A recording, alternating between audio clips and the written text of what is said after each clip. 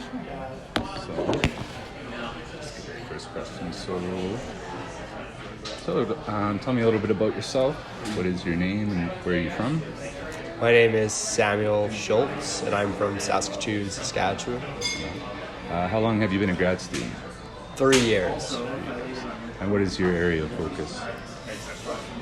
I'd say it's historical sociology, social crisis, social change. Was your master's thesis or course-based? Thesis-based. And what did you do your thesis on? I did an integral analysis of the life and works of Howard Phillips Lovecraft. So it was an analysis of a xenophobic high school dropout who wrote children's stories. Nice. It's pretty good. What led you to choose that subject? Fate. Fate? Yeah. It was just the stars were right, I guess Lovecraft would say.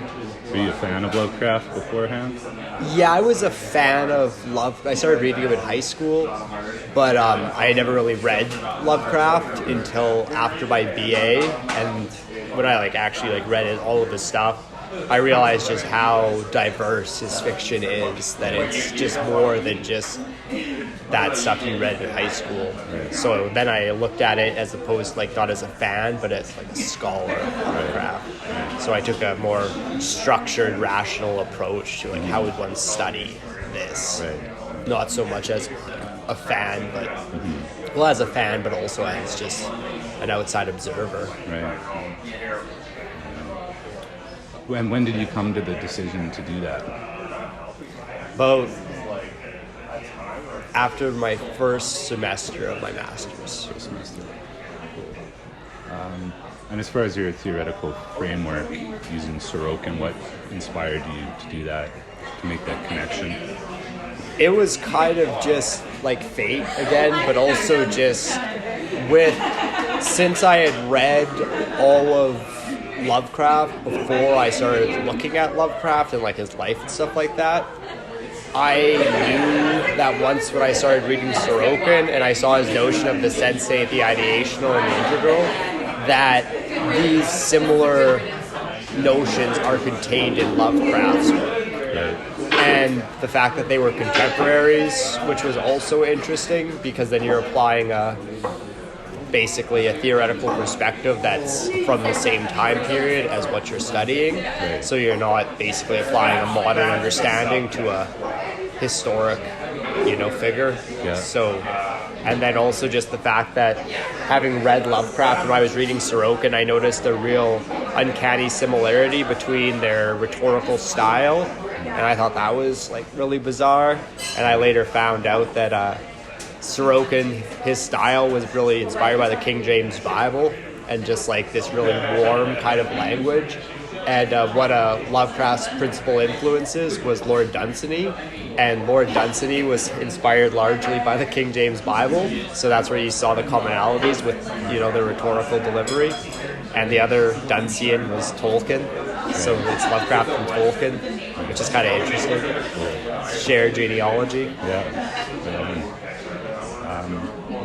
What were your educational or career aspirations as a teenager or before you entered university? Before I entered university, I was going to be a welder or machinist. Okay. And what changed your mind on that or made you want to go to university? Well, it wasn't if it changed my mind, but when I was welding, I got hit by a car and was hospitalized for 3 months, and hospitalized for a month and then bedridden for 3 or 4 months after that. And that made me basically think that maybe I should do something else besides being a welder because of various injuries incurred. But I could have went back to welding, but I just decided to look at it as fate again. Yeah. Maybe I should change my course, so that's why I came to university. Yeah. How did you find that transition back into a school environment from? It was fairly abrupt. When I was in high school, I was always least possible work possible, and I found that was very difficult to do in university, and you couldn't really do things last minute like I did in high school, that they took more time. I couldn't bang out my course project in a night. I could try, but it would be very not a good time. Yeah. But I don't know. I just always assumed that I was going to be the dumbest person at university before I came here, and I realized I wasn't the dumbest person at university. So were you a little older when you went in? Well, I graduated in 07, and then 08 was where I worked as a welder, so I came in 09. Okay. So I would have been 19 or so, maybe 20. Right. Forgetting that thing. Yeah.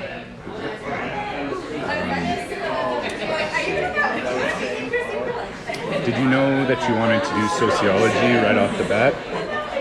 Well, no. I was always, when I was younger, I hated the humanities and social sciences because I thought they were bullshit. And I liked primarily the natural sciences and stuff like that. Like my favorite was always biology. I was always wanting to be a biologist or do something to do with biology. But then after the experiences I had, and I actually ended up at university, I just decided I didn't want to learn about science anymore. I wanted to learn about something different. So I had always kind of had even though I didn't think about studying any of that stuff, kind of interest in different things like history and politics and ideology and stuff. So I did poli-sci, and then the more and more poli-sci I did, I started to kind of drift over to sociology, and then I kind of became a dual political scientist in sociology. Because I found there's interplay between the two, but also they're fundamentally incommensurable in some ways. Yeah. So it's like the tough thing. As soon as you start reading between disciplines, you realize everyone's talking about the same things, but they can't communicate. Right. So that's I have a disjunction in my academic being. Yeah. And did you take some natural science courses as your electives?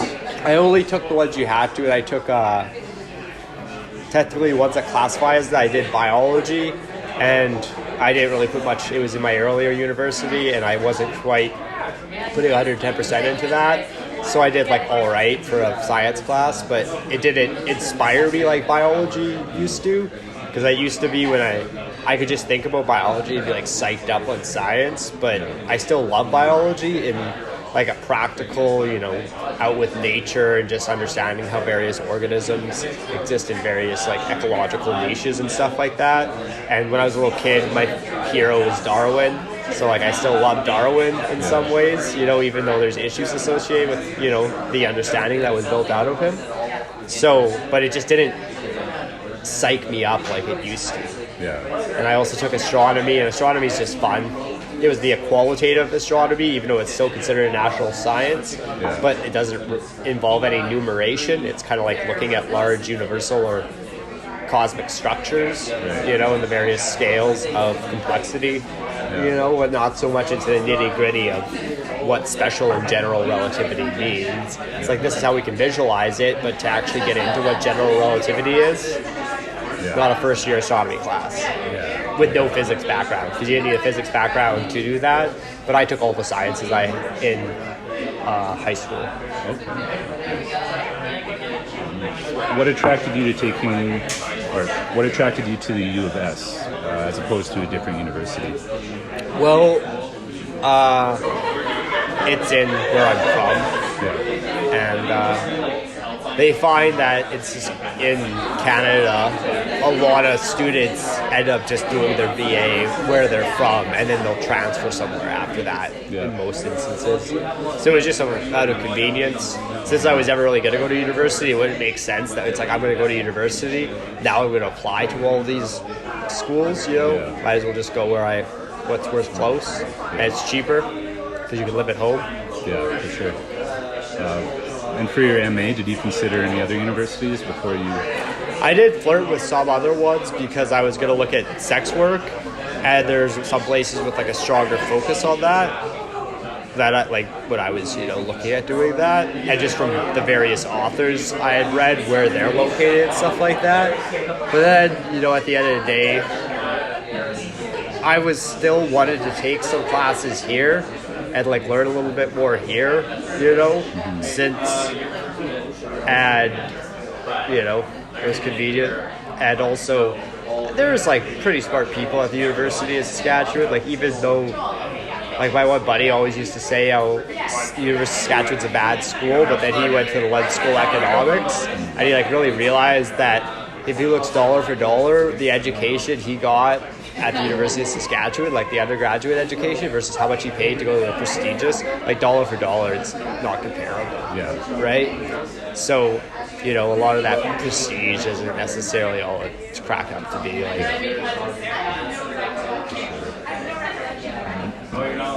So any kind of general statements about your graduate experience so far? Did anything surprise you? Nothing really surprised me because before I went into my master's, I had always kind of looked at the option of graduate school. So I generally, when I'm looking at doing something, I do research and try to get an understanding of what actually it will entail, just from my own experience. Or like, I have quite a few people I'm friends with that are also teachers, so their own experiences, and people I know that have done graduate experience. So you had some kind of background info. yeah, like I had a general understanding. I don't know. It's always a different perspective when you get inside and you see the seedy underbelly of anything, but it was no real surprises to me. Yeah. Except for I didn't think Sorokin was a surprise for me, I guess. Yeah. I never thought I'd be studying Sorokin, so yeah. Has anything been particularly challenging? Social, personal, financial?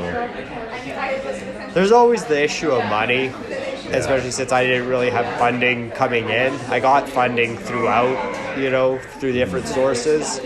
But, so that was always like, since I didn't have funding going in, part of me was like, well, should I even bother with my master's then? Because generally they say, like, if you don't have funding, you shouldn't just do it. But I just said, screw it.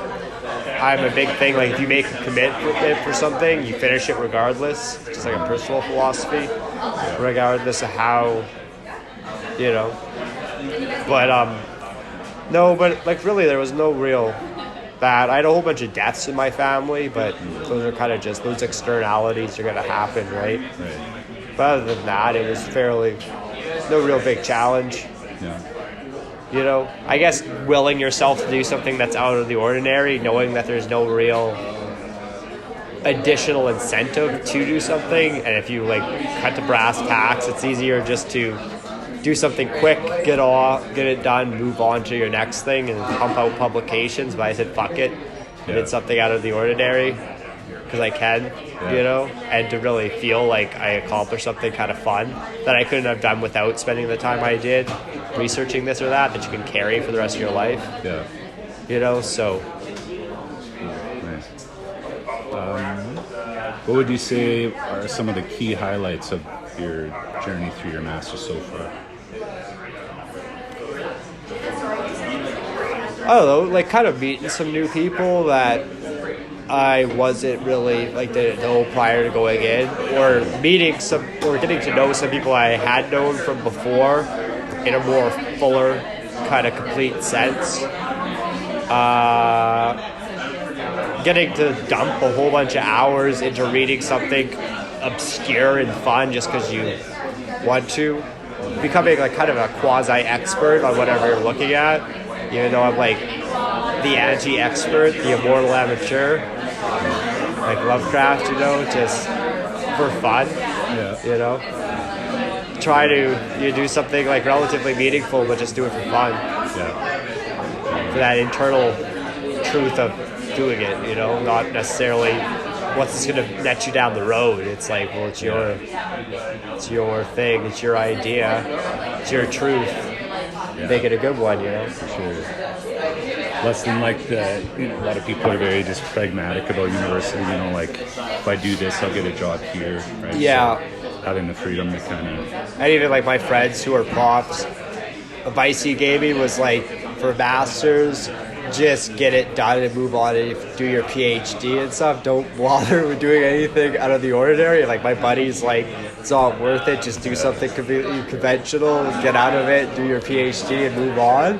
And then I was gonna do that, but I said, fuck it, just do something out of the ordinary and unconventional, because I like to do that. People have always told me it's like, this is what you should do, Sam, and I'll just like completely ignore it and do that thing anyway. And I don't know if it's me just wanting to self-harm or if it's just like spite. It's like, I'll do it anyway. I don't know.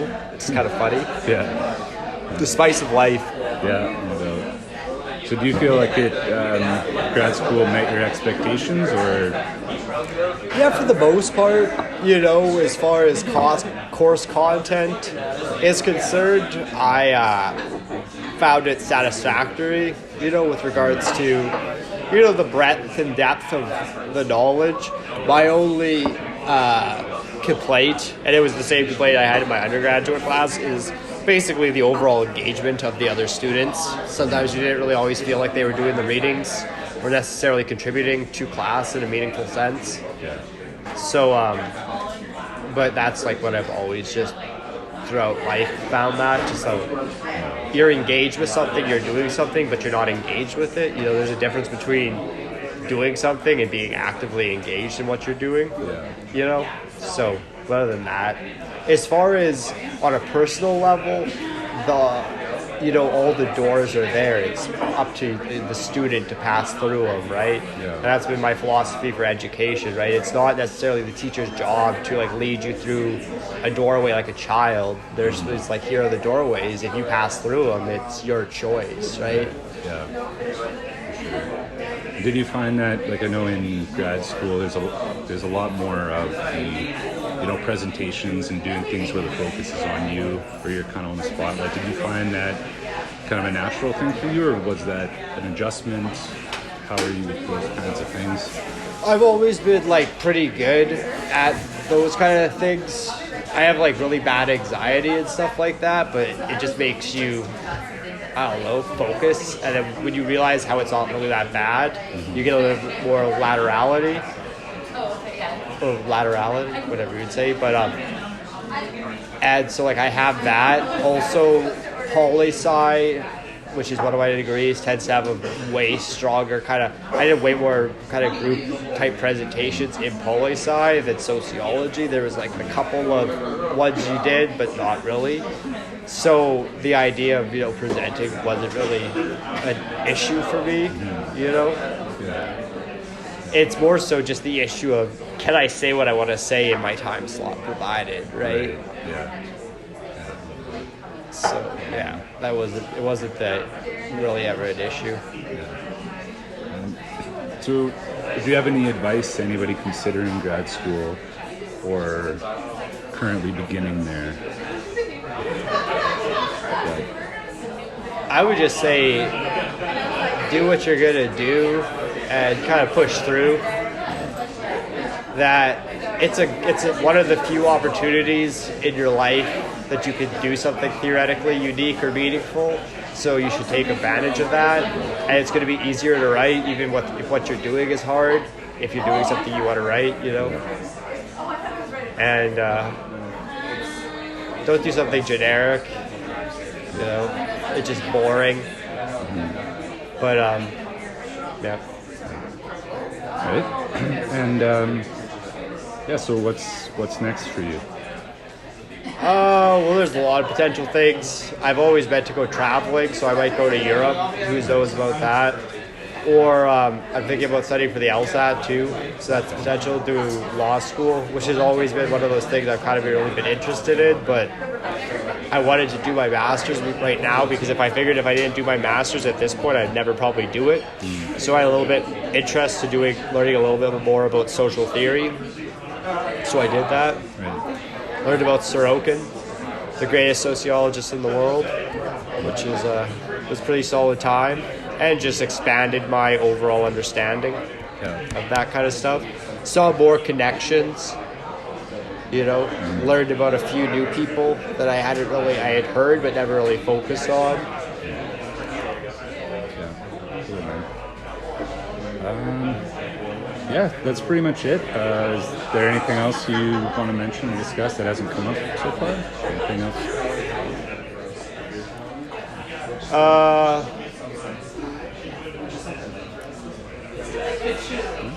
Nope. All right, cool. Well, thank you for doing this. Yeah, sure. Thanks, man.